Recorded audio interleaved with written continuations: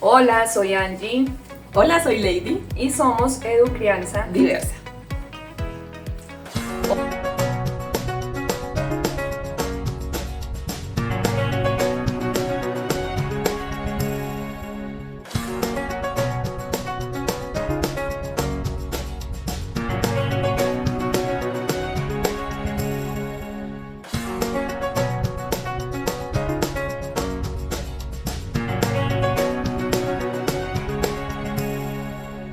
La vida es un millón de momentos, los días deprisa se van.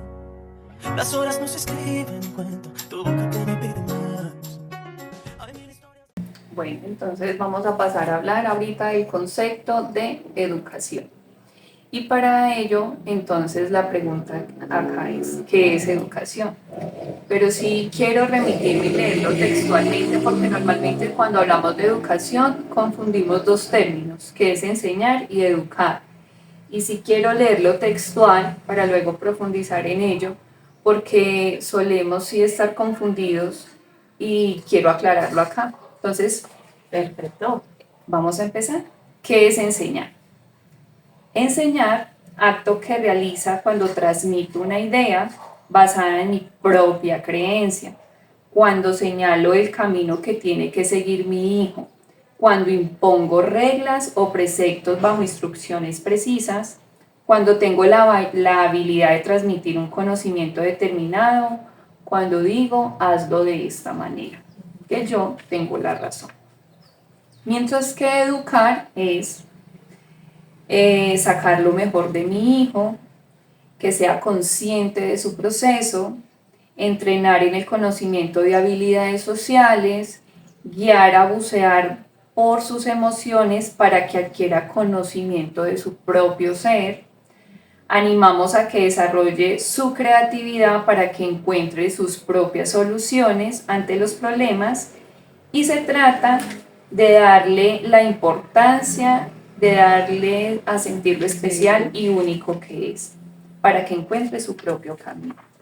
Entonces, bajo esta premisa de que entendemos que enseñar es imponer, es delegar, es transmitir, Dar la instrucción, sí. dar Y la de aquí para allá, instrucción. de aquí hacia allá. Exacto. No más, en un sentido. Exactamente, yo soy el que tengo la razón, o sea, es decir, ahí la relación bilateral de lo que Lady estaba hablando ahora no se presenta, porque la relación solamente sería de adulto a niño o adolescente, porque no entro en ver sus necesidades, ver sus inquietudes, escucharlos, sino que soy el que tengo la razón y lo que yo creo bajo mi creencia es lo que yo voy a transmitir. Pero educar, entonces estamos... Ay, usted me hace alumbrar el bombillo. Y algo que me parece muy lindo que leí hace poco es que los niños nacen con una sabiduría innata. Y históricamente se ha escuchado pues que el niño es como una hoja en blanco. En algunos modelos educativos formales, porque en estos términos no queremos hablar solo de educación formal, sino de educación también para la vida, pero en ese término de educación formal se usaba mucho ese término de que entonces los niños eran como una hoja en blanco que tenían que recibir la instrucción, venían en blanco y tenían que recibir toda la información, nosotros los llenamos de la información que es la correcta para nosotros.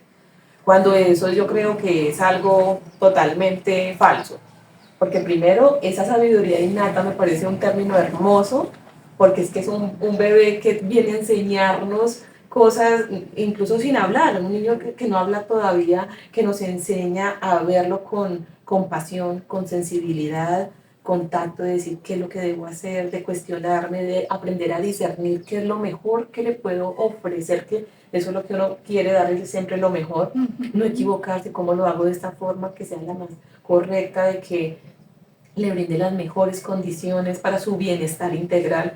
Entonces esto de la sabiduría innata me parece un término muy bonito que tumba esa idea pues de que los niños son unas hojas en blanco y que los papás y los docentes son los que deben llenarla, ¿no? Entonces, reconocer de que esto no es una hoja en blanco, sino que es todo un potencial y que también trae un montón de información genética y emocional que traemos, que también heredamos, aunque a veces no como que no somos conscientes de ello, pero que más adelante también en otros videitos podemos abordar ese tema. Entonces, me llevó pues como a hacer esa acotación allí. Ahora sí. Gracias, Lady. Ahí, perdón la interrupción. No, está perfecto. Está perfecto porque lo que dices es muy cierto y en relación a ello, entonces vemos que educar es ello, es acompañar, es dirigir, es orientar, es escuchar, es transmitir. Uy, sí, Sí, a nosotros los adultos nos cuesta mucho y solamente hasta hace unos años para acá yo lo vine a comprender, aún siendo profesional y aún estando rodeada en mi trabajo de niños y adolescentes, vine a entenderlo y obviamente a moderarlo, porque, claro, esto viene bajo también la crianza que hablo de mí, que tuve, y entonces uno cree tener la razón y dar y decir, y esta es la única parámetro, la única verdad. La única verdad. Sí. Entonces, en el hecho en que a los niños, pues se suele decir que a los adolescentes hay que escucharlos, pero desde que están pequeños hay que entrarlos a escuchar, sentar las bases, porque no es imponer, es nosotros simplemente los padres, los educadores y todos aquellos que hacemos parte de este acompañamiento con los niños y adolescentes, simplemente somos portadores, herramientas que tienen los niños para ellos poder, de lo que tú hablabas ahora, de ellos poder percibir, optar, elegir. Nosotros estamos formando para que ese ser humano sea alguien valioso en la vida, ¿sí? Tenga todas las herramientas para que cuando sea adulto, sea un adulto que esté al servicio, que tenga habilidades sociales, cognitivas, emocionales, que tenga criterio, es decir,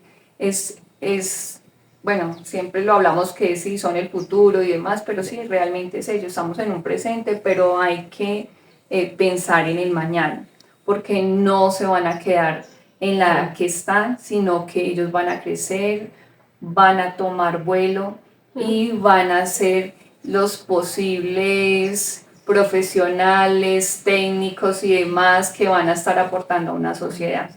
Entonces sí es muy importante el tema de tener en cuenta desde dónde estamos, desde qué postura estamos, desde enseñar o desde educar. Y eso no solamente aporta, digámoslo, al padre de familia, esto también está relacionado con la parte de la docencia, o sea, hablando del contexto educativo, escolar o académico, porque desde allí también lo vemos, desde allí vemos cómo hay docentes que se dedican a enseñar o cómo también hay docentes que se dedican a educar, porque enseñar es transmitir un conocimiento bajo nuestra creencia, pero educar va mucho más allá, porque no estamos viendo solamente acá, sino que estamos viendo a un ser completo. Entonces, es muy importante y por eso hablábamos que crianza, educación se relaciona, porque desde que llegamos a este mundo estamos en ese proceso. ¿Dónde está la primera educación que recibimos todos nosotros? Pues en la familia. Base, esa es la base de nuestro ser, ¿sí? Está todo lo que se enfoca allí, se configura allí desde este nicho llamado familia.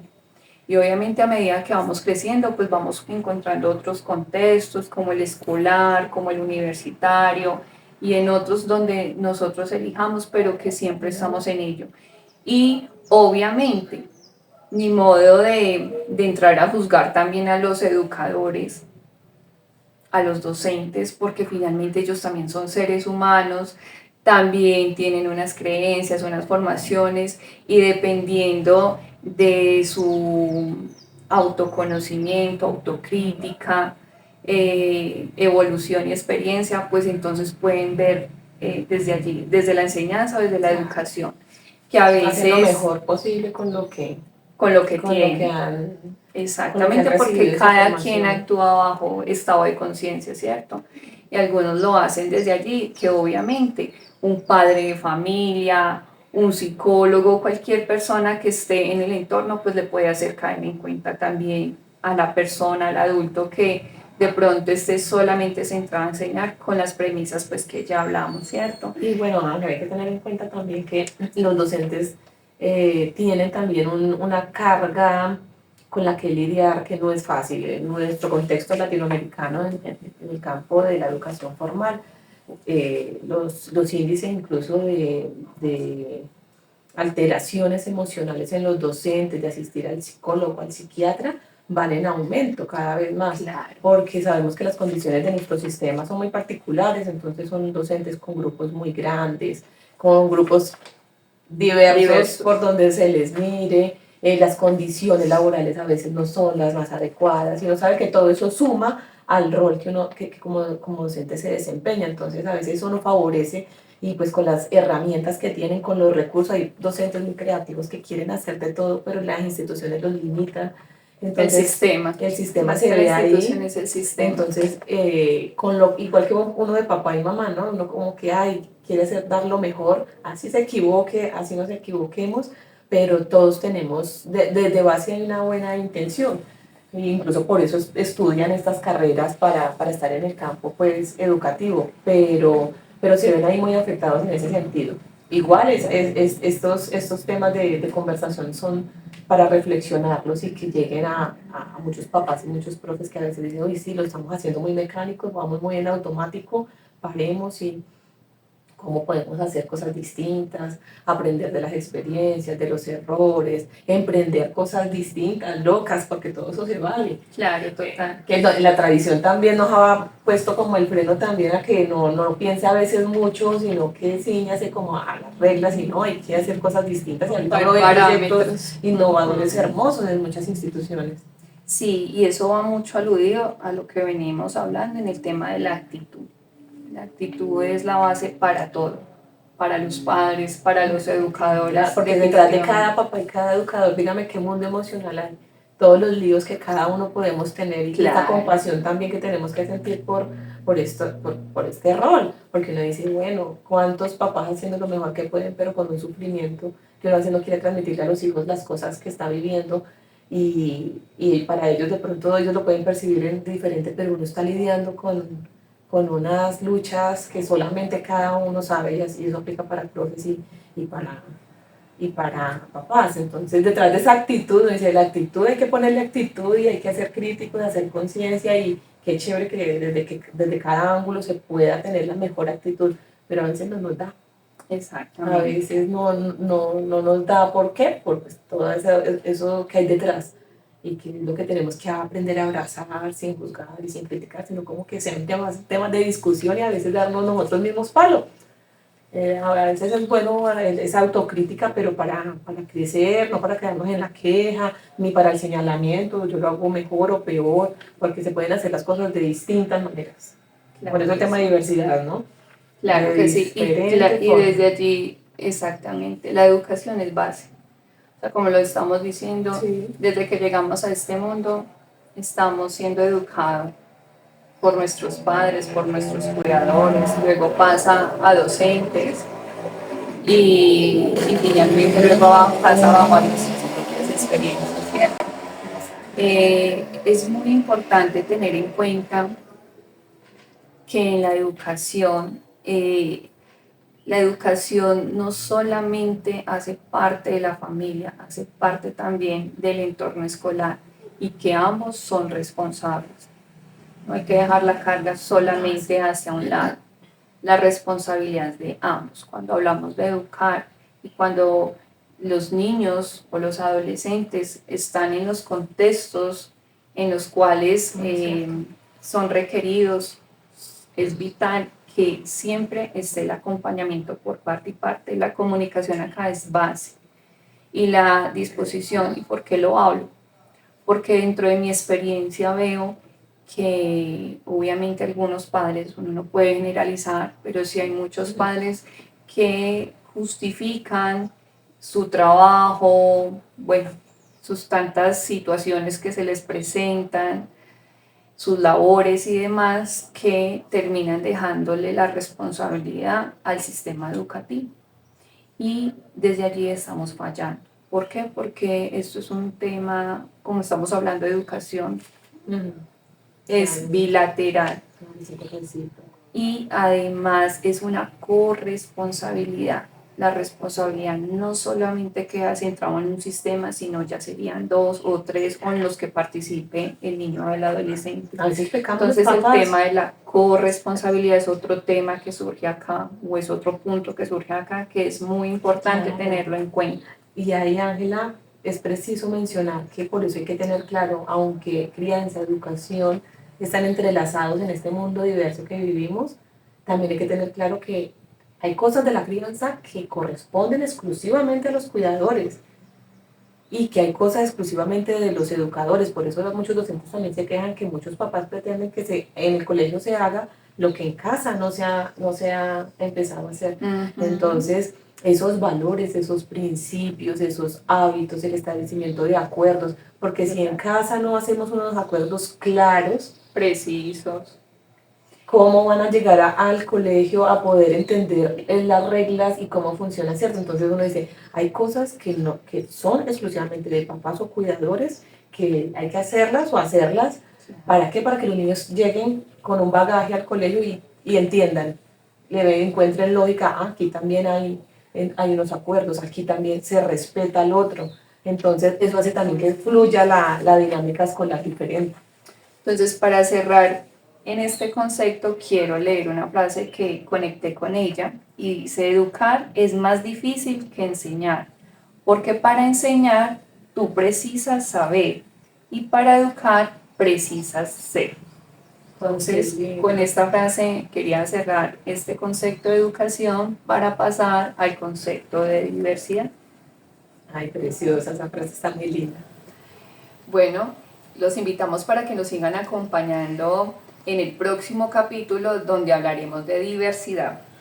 Diversidad, un tema maravilloso en el cual vamos a abordar las 5 claves más importantes para descubrirnos como padres y educadores en un rol mucho más satisfactorio y coherente con nuestros hijos y estudiantes. Chao.